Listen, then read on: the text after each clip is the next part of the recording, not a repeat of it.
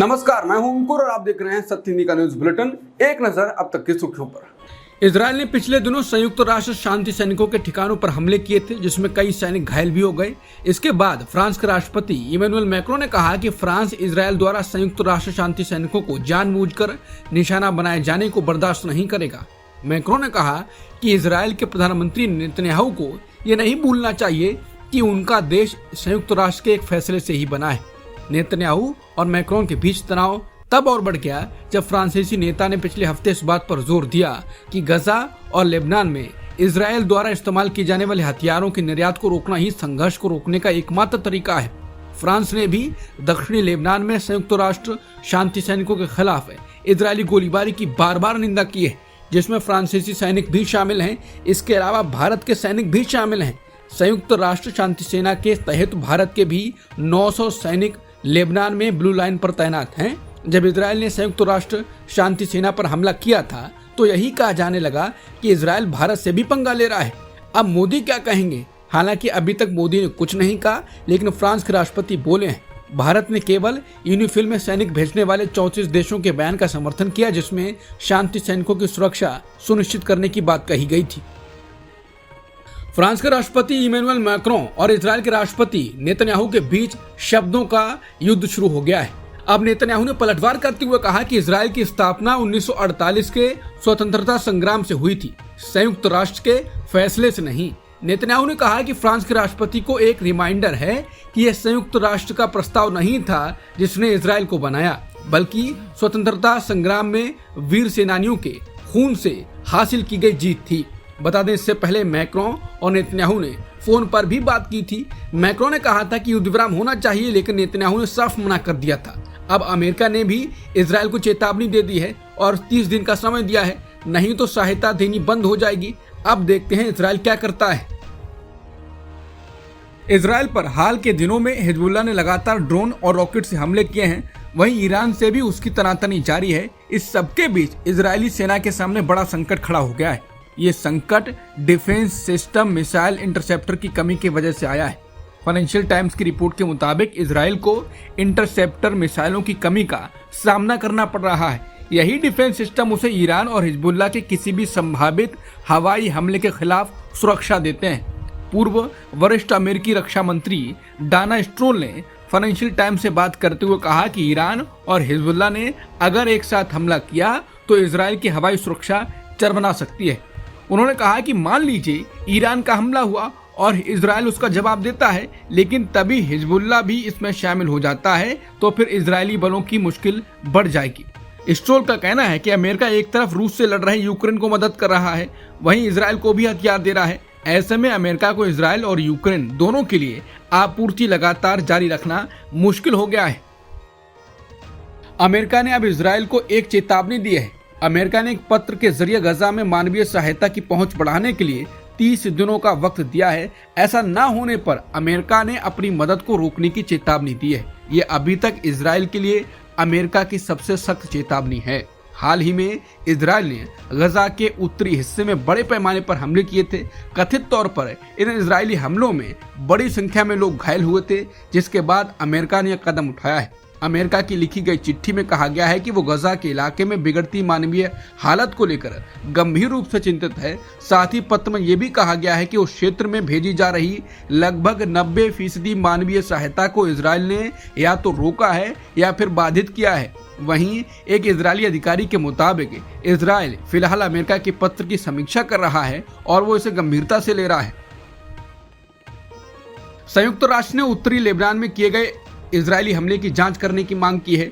उत्तरी लेबनान में किए गए इजरायली हवाई हमले में 23 लोगों की जान गई थी। संयुक्त राष्ट्र संघ के मानवीय मामलों के कार्यालय के प्रवक्ता जेरेमी लॉरेंस के मुताबिक ईसाई बहुल गांव एतो पर किए गए इजरायली हमले से मानवीय कानून को लेकर गंभीर चिंताएं पैदा हुई।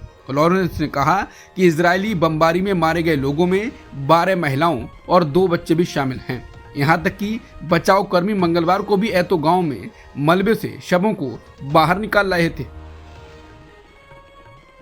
लंबे इंतजार के बाद कांग्रेस नेता प्रियंका गांधी चुनाव लड़ने जा रही हैं। वो केरल की वायनाड लोकसभा सीट से चुनाव लड़ेंगी। अब इसको लेकर भाजपा नेता और रायबरेली से राहुल के खिलाफ लड़ने वाले दिनेश प्रताप सिंह ने अभद्र भाषा का इस्तेमाल किया है। जिसके बाद कांग्रेसी भड़क उठे हैं। दिनेश प्रताप ने कहा कि अंततः लड़की लड़ नहीं पाई और भाग ही गई वहां जहां लड़ना न पड़े, बूढ़ी जो हो गई है।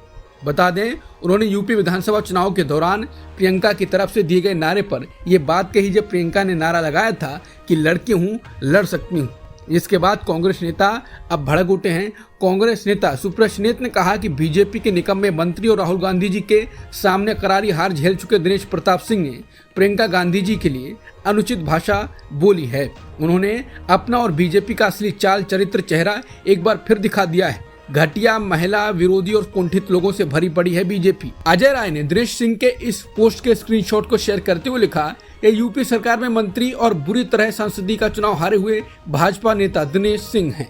महिलाओं के बारे में इनकी भाषा और ख्याल देखिए। महिलाएं चुनाव लड़ने के लिए जब उतरती हैं तो उन्हें सैकड़ों ऐसे बदमाश किस्म के लोगों की घटिया भाषा सुननी पड़ती है। जम्मू कश्मीर में 10 साल बाद नई सरकार का गठन हुआ और नेशनल कॉन्फ्रेंस के उपाध्यक्ष उमर अब्दुल्ला ने मुख्यमंत्री पद की शपथ ली। वहीं सुरेंद्र चौधरी जम्मू कश्मीर के उप मुख्यमंत्री बने। इसके अलावा 4 और मंत्री भी कैबिनेट में शामिल हुए हैं, जावेद डार, सकीना इट्टू, जावेद राणा और सतीश शर्मा। हालांकि कांग्रेस ने कैबिनेट में शामिल होने से मना कर दिया था। कांग्रेस नेताओं ने उमर कैबिनेट में शामिल न होने की 2 वजह बताई जा रही है। पहला तो यह है कि उमर सरकार में कांग्रेस 2 मंत्री पद चाहती थी, लेकिन केवल एक ही दिया जा रहा था। दबाव बनाने के लिए कांग्रेस ने बाहर से समर्थन देने का फैसला किया। वहीं दूसरा ये कि कांग्रेस नेतृत्व नहीं चाहता था कि जम्मू कश्मीर में अब तक का सबसे खराब प्रदर्शन करते हुए केवल 6 सीटें जीतने वाले के पास प्रदेश यूनिट के बड़े नेताओं को मंत्री पद का तोहफा मिले। एक किस्म से ये कांग्रेस का राजनीतिक प्रायश्चित माना जा रहा है। हालांकि सियासी एकजुटता का संदेश देने के लिए राहुल गांधी, मल्लिकार्जुन खड़गे, उमर अब्दुल्ला के शपथ ग्रहण समारोह में शामिल हुए। जम्मू और कश्मीर के मुख्यमंत्री उमर अब्दुल्ला ने सुरेंद्र चौधरी को राज्य का उप मुख्यमंत्री बनाया है। सुरेंद्र चौधरी को डिप्टी सीएम बनाए जाने पर उमर अब्दुल्ला ने कहा कि मैंने डिप्टी सीएम बनाया ताकि जम्मू को लगे कि उतनी ही उनकी हुकूमत है जितनी बाकियों की। उन्होंने कहा कि आगे भी यही कोशिश रहेगी, हम मिलकर चलेंगे। सुरेंद्र चौधरी जम्मू क्षेत्र से आते हैं, वो नौशेरा से विधायक हैं। उन्होंने विधानसभा चुनाव में बीजेपी के प्रदेश अध्यक्ष रविंद्र रैना को हराया था। भारत और कनाडा के साथ तनाव बढ़ रहा है। इस बीच अब अमेरिका ने भी कनाडा का साथ दे दिया है। अमेरिका ने मंगलवार को आरोप लगाया कि भारत पिछले साल सिख अलगाववादी हरदीप सिंह निज्जर की हत्या की जांच में कनाडा के साथ सहयोग नहीं कर रहा है। विदेश विभाग के प्रवक्ता मैथ्यू मिलर ने कहा कि जब कनाडाई मामले की बात आती है तो हमने स्पष्ट कर दिया है कि आरोप बेहद गंभीर हैं और उन्हें गंभीरता से लेने की जरूरत है। हम चाहते थे कि भारत सरकार कनाडा को उसकी जांच में सहयोग दे, लेकिन उन्होंने यानी भारत ने वो रास्ता नहीं चुना है। बता दें, कनाडाई प्रधानमंत्री जस्टिन ट्रूडो ने एक दिन पहले आरोप लगाया था कि भारत सरकार के अधिकारी पिछले साल जून में सिख अलगाववादी हरदीप सिंह निज्जर की हत्या में शामिल थे। ट्रूडो ने कहा कि मोदी सरकार ने गलती कर दी है। बता दें, अमेरिका में भी कनाडा जैसे ही केस चल रहा है जहां भारत फंसा हुआ है। अमेरिका ने गुरपतवंत सिंह पन्नू की हत्या करने की कोशिश करने के मामले में भारत और अजीत डोभाल को समन भी जारी किया है। इसके बाद भारत ने एक प्रकार से अपना अमेरिका के सामने झुकना पसंद किया है और इस मामले में रॉ के पूर्व अफसर विक्रम यादव को गिरफ्तार भी किया है। अमेरिका को बताया गया है कि हमने गिरफ्तार कर लिया है। इसके साथ ही भारत ने अपना विशेष जांच दल अमेरिका भी भेजा है, जिसके बाद लोग कह रहे हैं कि ये भारत की विदेश नीति का बड़ा फेलियर है। कनाडा पुलिस के द्वारा खुलकर भारत के खिलाफ आरोप लगाया गया कि भारतीय राजनयिक एक सिख अलगाववादी की हत्या में शामिल थे। इसके अगले दिन अब कनाडाई सिख नेता जगमीत सिंह ने राष्ट्रीय स्वयंसेवक संघ यानी आरएसएस पर बैन लगाने की मांग की है और भारतीय राजनयिकों के खिलाफ पाबंदियों की मांग की है। बता दें, Jagmeet Singh new democratic party यानी एनडीपी के नेता हैं, जिन्होंने पहले प्रधानमंत्री ट्रूडो की सत्तारूढ़ सरकार का समर्थन किया था। एनडीपी नेता सिंह अपने खालिस्तान समर्थन के लिए जाने जाते हैं। उन्होंने इतना ही नहीं, आरएसएस को एक हिंसक, उग्रवादी, आतंकवादी संगठन तक कह दिया जो कनाडा में भी काम करता है। भारत पर कनाडा के तनाव के मामले में अमेरिका के बाद दूसरे देशों की भी एंट्री हो रही है। इस सारे विवाद में फाइव आइज गठजोड़ के देश कनाडा के समर्थन में आ गए हैं। यूएस का बयान मंगलवार को सामने आया था। अब न्यूजीलैंड, ऑस्ट्रेलिया और यूके भी बोल रहे हैं। न्यूजीलैंड ने भी भारत के खिलाफ कनाडा के आरोपों पर आवाज उठाई है। न्यूजीलैंड के विदेश मामलों के मंत्री विंस्टन पीटर्स ने कहा कि कनाडा द्वारा न्यूजीलैंड को उसके दक्षिण एशियाई समुदाय के सदस्यों के खिलाफ हिंसा और हिंसा की धमकियों की चल रही आपराधिक जांच पर उसकी हालिया घोषणाओं के बारे में जानकारी दी गई है। कनाडाई कानून प्रवर्तन अधिकारियों द्वारा सार्वजनिक रूप से बताया गया कथित आपराधिक आचरण यदि साबित हुआ तो बहुत चिंताजनक होगा। भारतीय न्यूज वेबसाइट द प्रिंट की रिपोर्ट के मुताबिक ऑस्ट्रेलिया का भी भारत विरोधी रुख सामने आया। ब्रिटेन के प्रधानमंत्री कीर स्टारमर ने कनाडा के प्रधानमंत्री जस्टिन ट्रूडो के साथ फोन पर बातचीत के दौरान कानून व्यवस्था के महत्व पर जोर दिया। भारत के साथ कनाडा के राजनयिक विवाद के बीच ये बातचीत हुई। हालांकि ब्रिटेन द्वारा जारी आधिकारिक बयान में भारत का जिक्र नहीं है, लेकिन इस बयान में उन आरोपों का जिक्र किया गया है जिसको लेकर कनाडा में जांच चल रही है।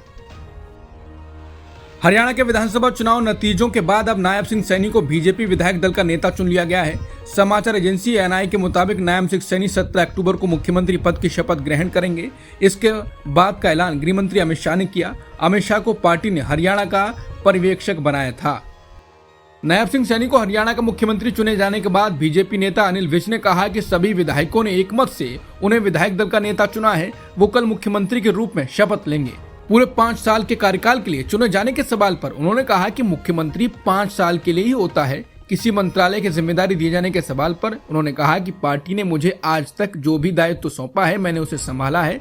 अनिल विज ने मुख्यमंत्री पद की दावेदारी को लेकर कहा कि मैंने कभी दावेदारी पेश नहीं की, मैंने खाली एक स्पष्टीकरण दिया, वो आज भी है। किसानों को मोदी सरकार ने दिवाली पर गिफ्ट दिया। सरकार ने रबी फसलों की एमएसपी बढ़ा दी है। केंद्र सरकार ने 2005-26 सीजन के लिए रबी की 6 फसलों के एमएसपी में बढ़ोतरी की घोषणा की है। बढ़ोतरी के बाद गेहूं की कीमत 2275 रुपए से बढ़कर 2425 रुपए हो गई है। जौ की 1850 रुपए से बढ़कर 980 हो गई है। चना 5440 रुपए से बढ़कर 5650 हो गया है। मसूर 6425 रुपए से 6700 रुपए हो गया है। सरसों 5650 से 5950 हो गया है। कुसुम की 5800 रुपए से बढ़कर 5940 रुपए कीमत हो गई। भारत के विदेश मंत्री एस जयशंकर एससीओ की बैठक में शामिल होने के लिए इस वक्त पाकिस्तान में हैं। विदेश मंत्री एस जयशंकर इस बैठक में बोले। उन्होंने कहा कि आतंकवाद, अलगाववाद और कट्टरवाद से बचना होगा। बेहतर रिश्ते के लिए भरोसा जरूरी है। सबकी संप्रभुता का सम्मान करना जरूरी है। एससीओ शिखर सम्मेलन को संबोधित करते हुए भारत के विदेश मंत्री एस जयशंकर ने कहा कि ऐसा कई बाधाएं हैं जो डेवलपमेंट को प्रभावित करती हैं, जिसमें क्लाइमेट, सप्लाई चेन, वित्तीय अस्थिरता शामिल है। विदेश मंत्री ने कहा कि एससीओ का सबसे पहला लक्ष्य आतंकवाद, अलगाववाद और उग्रवाद का मुकाबला करना है और ये वर्तमान समय में और भी महत्वपूर्ण हो गया है। एससीओ को इन 3 बुराइयों का मुकाबला करने में दृढ़ संकल्प लेना होगा। बाबा सिद्दीकी की हत्या मामले में नाम आने के बाद लॉरेंस बिश्नोई अंतर्राष्ट्रीय स्तर पर एक शीर्ष हत्यारे के रूप में सामने आ गया है। इसके अलावा कनाडाई पुलिस ने दावा किया कि वो खालिस्तान समर्थक नेता और भारत में आतंकवादी घोषित हरदीप सिंह निज्जर की जून 2023 में कनाडा में हुई हत्या से भी जुड़ा है और कहा है कि वो भारत सरकार से मिलकर काम करता है। जिसके बाद अब भारत में गोदी मीडिया के चैनल्स लॉरेंस को खालिस्तानियों का काल बता रहे हैं। यानी कनाडा ने जो आरोप लगाया है उसकी पुष्टि गोदी मीडिया चैनल कर रहे हैं। सोशल मीडिया पर लॉरेंस बिश्नोई को सनातन धर्म का रक्षक बताया जा रहा है। समृद्धि शर्मा ने एक्स पर लिखा है, मैं इस दिन का लंबे समय से इंतजार कर रही थी जब हिंदू समुदाय से कोई तथाकथित बॉलीवुडियों को चुनौती देने के लिए खड़ा होगा। हमारे नायक लॉरेंस बिश्नोई ने आखिरकार ये कर दिखाया। एक्स पर यूजर डॉक्टर रामकिशोर सिंह ने फरमाया है, लॉरेंस बिश्नोई का जन्म बॉलीवुड को जिहादियों से साफ करने के लिए हुआ है। हर जिहादी को इसकी कीमत चुकानी होगी। लॉरेंस एक असली हीरो है। इसी तरह से लॉरेंस बिश्नोई को हीरो बताया जा रहा है। आरएसएस का 5 जन भी लॉरेंस बिश्नोई को बढ़ा चढ़ाकर पेश कर रहा है। दुनिया के सबसे अमीर व्यक्तियों में से एक एलन मस्क रिपब्लिकन पार्टी के उम्मीदवार और पूर्व राष्ट्रपति ट्रंप के अभियान के लिए $75 मिलियन की राशि दे चुके हैं। इस बात का पता सरकारी जांच में चला है। एलन मस्क ने जुलाई में ट्रंप पर हुए हमले के बाद उसको औपचारिक रूप से अपना समर्थन दिया था। हालांकि इससे पहले भी मस्क कई मुद्दों पर ट्रंप का साथ दे चुके हैं। हाल ही में पेंसिल्वेनिया के बटलर में ट्रंप की रैली के दौरान मस्क भी शामिल हुए थे। भारत न्यूजीलैंड के बीच खेले जा रहे पहले क्रिकेट टेस्ट मैच के पहले दिन का खेल बारिश की वजह से रद्द हो गया। ये मैच बेंगलुरु के एम चिन्नास्वामी स्टेडियम में खेला जा रहा। बारिश की वजह से इस मैच में टॉस तक नहीं हो पाया। अब दूसरे दिन सुबह यानी गुरुवार 8:45 से टॉस होगा और खेल की शुरुआत 9:15 पर होगी। भारत और न्यूजीलैंड के बीच 3 मैचों की टेस्ट सीरीज खेली जा रही है। अब तक की सुर्खियों में इतना ही। बाकी खबरों के लिए बने रहिए सत्यहिंदी.com के साथ।